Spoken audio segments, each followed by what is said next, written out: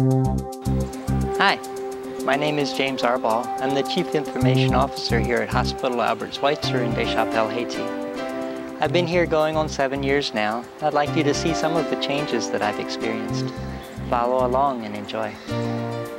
Yes, life in Deschapelles has changed a lot. One of the many changes, would be telephone service. Cell phone service is now available. When I first arrived at HAS, there was only one satellite internet system. We shortly thereafter added a second. Since then, we've replaced the one with an iDirect system. The iDirect is a special low-latency satellite, especially for VPN and voice-type communications. In the background, you can see the hospital's water tower, which has been equipped with wireless networking equipment and antennas. One of the major improvements in communications on the campus has been the introduction of a residential wireless network. There are two versions of it. One, Pay-for-Net, which is available in the Alumni House and other short-term housing areas, and the residential network, which is available for long-term staff, which uses a wireless network and an antenna like this, or an antenna like this. Another improvement for campus life that some residents have opted for are water storage tanks and pumps or water towers that store water when the hospital provides it. This is one such system. This is an example of a gravity-fed water tank. This is a TV satellite receiver. The campus grounds have changed also, including re-landscaping by the market. Hello, I'm Jimmy Tinsley from Hospital Albert Schweitzer. I'm the facilities engineer. This is part of a project to treat our wastewater. The effluent comes from the toilets and basins in the hospital, goes into the digestive system, and over perhaps 3 months works its way into the leach field in an effort to kill all the bacteria and the pathogens and the viruses, and to make it a healthier environment for everyone. Hi, I'm Nicholas Rawson-Atkins. This is Elise Tondelier, and we're going to explain a project that we did to express some feelings about post-earthquake in metal. So this is an example of what I like to call a teaching mural, and we've been trying to do more of these around campus. I had a world map and I asked about 30 kids if they could show me where Haiti was, and nobody could. So I decided that we were going to change that. So we came together, myself and maybe 4 or 5 other artists, and we started off with the map of Haiti. Then we started off with the map of the world, which just everyone was so excited about. Every age group, little kids to fully grown people that you see playing tennis behind. We're just so impressed that there were so many places in the world, so many different places.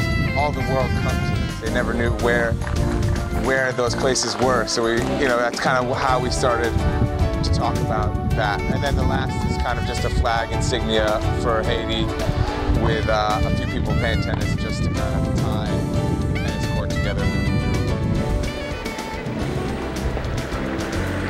Because we built a cholera hospital in the boutique, we had to add some speed bumps to slow people down. Those hospital drivers. There's several new construction projects since my time here at HAS. One of them being the Alumni House, as seen behind me. These are new houses that have just been built since my time here. The Burnett Lockhart Training Center has been revamped into the Hanger Clinic, where prosthetics are made after the earthquake. This is the cholera clinic. It holds about 75 patients. Right now, we're at a low time in the cholera epidemic. We expect it to increase as the rainy season comes on. This is the admitting in the cholera clinic. This is where they'll bring the patients.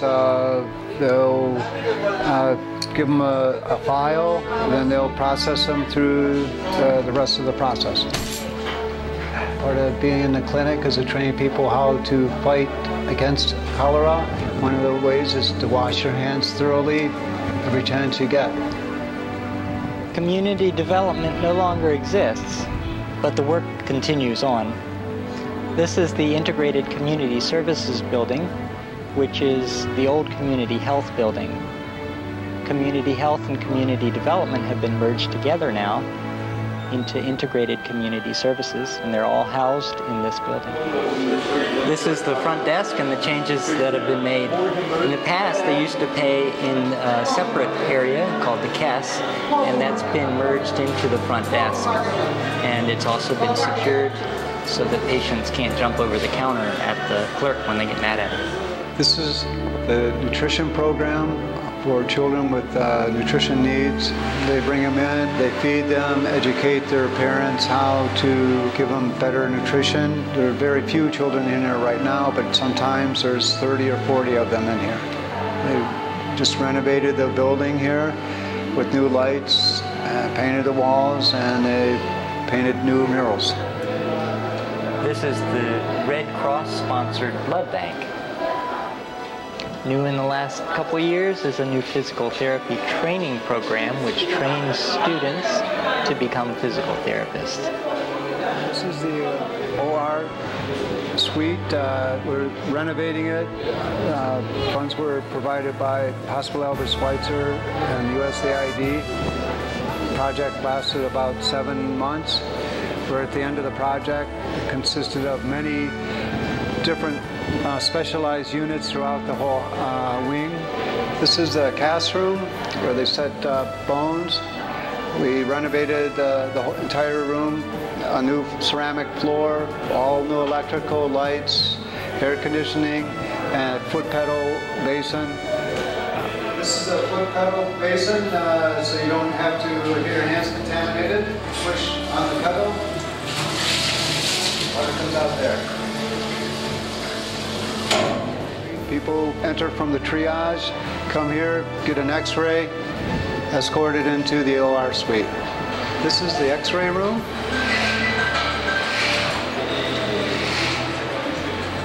These are the ceramic workers. The boss ceramic is the elderly gentleman right here, 2 helpers, and an apprenticed female ceramic worker.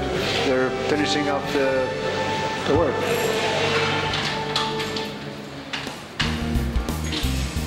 This is a typical door, double door sets that we put in for the whole OR suite. They were produced, designed by Hospital Albert Schweitzer and made in Haiti. This is a staff locker room for the OR. This is the female locker room. The male locker room is here to the right. The staff enters the OR suite into this area. They change their clothing, put on sterile protection, and enter the OR suite. This is a staging area for the people that are going to be operated on. They're brought into the pre-op. This is OR number 3. It's a smaller of the 3 operating rooms. We have an OR light, treatment table,